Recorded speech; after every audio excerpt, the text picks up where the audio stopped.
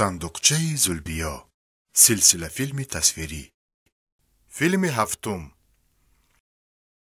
سلام بچه ها ما از گوگرچوب خونه میسازیم. بله بیرجان، خونه کلونی زمانوی.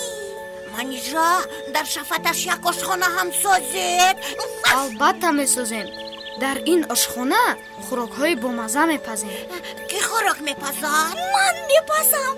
چی میپزی؟ تو خوراک پخته میتوانی؟ البته میتوانم. من پلاوی تاجیکی میپزم. اول چی کار میکنی؟ اول آتش میگیرونیم. انا این طور.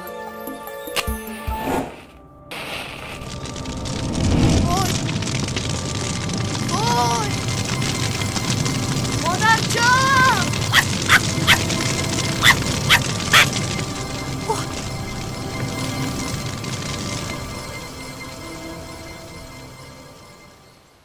خیریت که شما در وقتش آمدید مادر جان. ما سخت ترسیدیم و ندانستیم که چی کار کنیم. من بیخبر موندم که شما با گوگرد بازی کردید.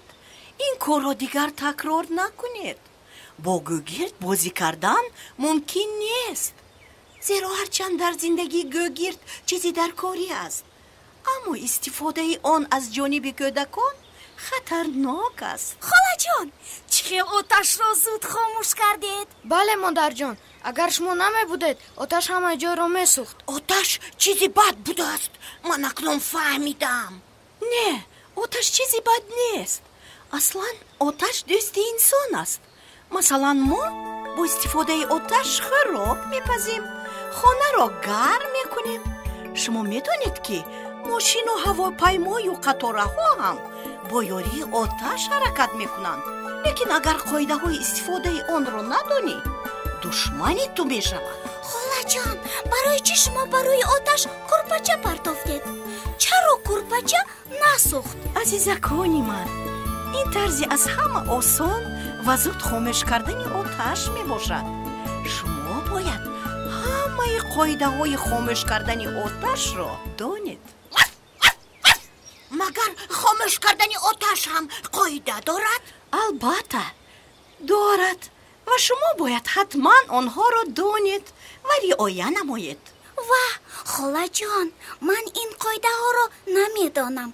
التماس آنها را به ما فهمانید. حاضر دستریکانی من، با دقت گوش کنید. شما هم بچه ها با دقت باشید. دانستن این قاعده ها برای همه مهم است.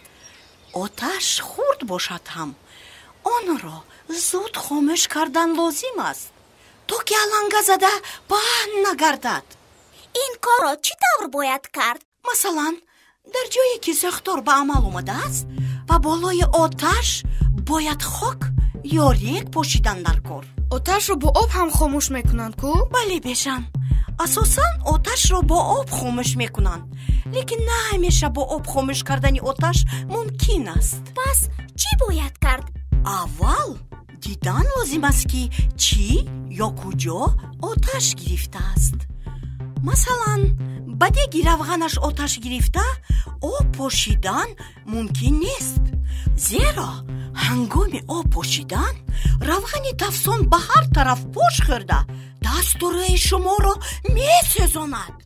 در این حالت سرپوش دیگ را گذاشتن لازم است. اگر مواد سوزشواری بنزین، کرosین یا سالرکا خصوصا در حدود بنا آتش گرفته باشد، با آن آب پاشیدن ممکن نیست. باید با آتشی در گرفته خاک و ریگ پاشیده آن را خاموش کرد. چون این موادهای مایعی از آب سبکتر بوده با بالای آب برآمده دیرتر می سوزند. از این رو آب در میدان جاری شده ساختار تیز پهن می گردد و برای پیشگیری پهنشوی آتش حدود آن را با خاک و ریگ محکم کردن لازم است.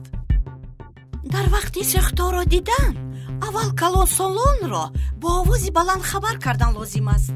بعد از تلفن خانه زود به رقم 001 تلفن موبیلی به رقم 1 01 занг задан лозим аст.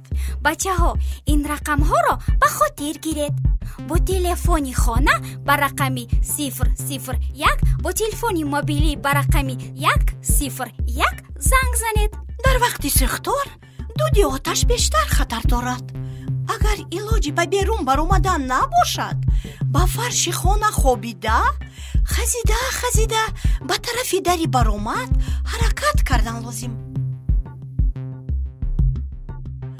агар нафаскашӣ аз дуди ғализ мушкил шавад, матоеро тар карда ба воситаи он нафас кашидан лозим аст. ҳамин тавр. боракалло доноякам. ташаккур холаҷон.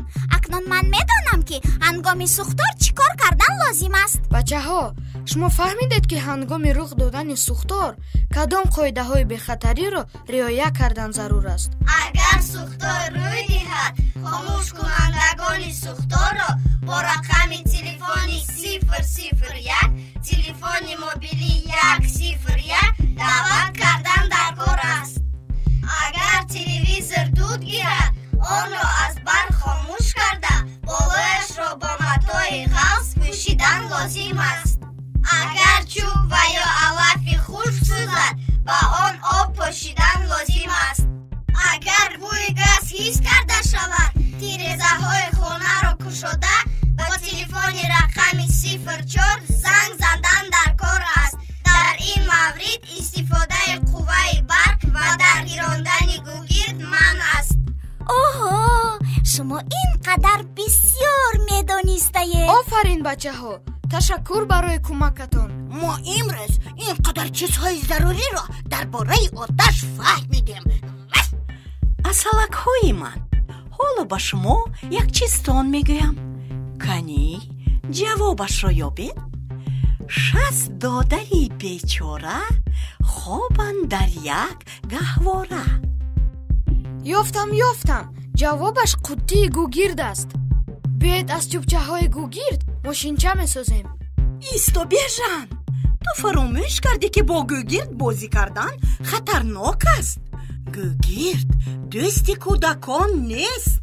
мо фаҳмидем ки оташ метавонад ҳам дӯсти мо бошад ва ҳам барои ҳаёти инсон ва олами атроф хатарнок бошад. бо ёрии оташ хӯроку нон мепазанд. дар сардии ҳаво оташ гармӣ медиҳад. оташ дар торикӣ равшанӣ медиҳад. сӯхтор манзили истиқоматӣ ва табиатро нобуд месозад. сӯхтор ба ҳаёти инсон хавфнок аст. ташаккур бачаҳо, шумо хеле зираку доноед. ана акнун бачаҳо, вақти хайру хуш расид. хайр бачаҳо. то боздид дӯстон.